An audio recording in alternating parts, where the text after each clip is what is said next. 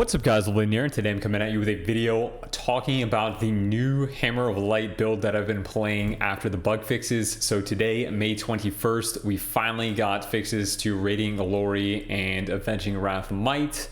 The fixes that went out last Friday unfortunately did not work, but today, logged on, tried it out, and they actually fixed it. So we can test out how Radiant Glory feels with Avenging Wrath Might for Templar.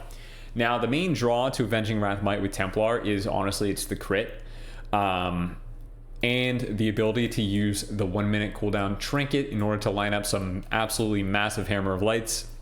Now with this build, I found that I'm doing less overall consistent pressure than I do with the Herald build, but the upside is with these changes, we actually finally have higher burst as Templar than we do as Herald. So after the Herald changes, Herald just straight up, it had better consistent damage, it had better burst damage. Now, with the chance to crit with Avenging Wrath Might, I'm hitting, if I double stack my Blessing of Dawn, I'm hitting over 5 million Hammer of Light crits.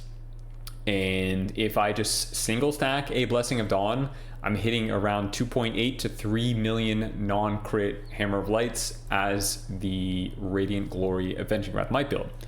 And then in order to make up for the lack of haste from running the on-use trinket, I started taking this talent here, Rush of Light, and I also take double Blade of Justice or improved Blade of Justice, because I like contributing. Sometimes if I'm trying to get a double stack of Dusk and Dawn, Blessing of Dawn, I run out of generators because you're overcapping Holy Power a little bit, and sometimes I'll get a nice little reset, which by the way, I do play Art of War more. You can send out that huge Hammer of Light. I'll show you guys what it looks like really quick on the dummy, and then I'm gonna leave you with a little bit of gameplay. I have primarily been playing this build in twos. It feels very fun, very bursty, and then yeah, we'll see how it plays out in threes and Soul Shuffle in the future. All right, so pretty standard stuff. You're gonna judge, Blade of Justice, macro together your Final Reckoning and your badge into a Wake of Ashes, into a Hammer of Light, into a Divine Toll, Hammer of Wrath, Final Verdict. Get a proc, you just spam a bunch of hammers. Feels good. And a couple Blade of Justice abilities.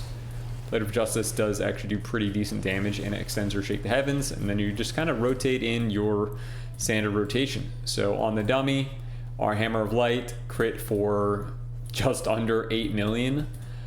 Keep in mind that in actual PvP combat, Hammer of Light is nerfed by 20%, and Final Reckoning is half the value of your outside of PvP increase. So it's only what, like a 7.5% increase on Hammer of Light because it's an AoE ability. I do remember a patch change that made it so Hammer of Light benefited from the single target portion, but from my tests, it's benefiting from Final Reckoning anywhere from 7.5 to 12% on Final Reckoning, which makes absolutely no sense to me. But you know, that's target dummies for you. That is target dummies for you.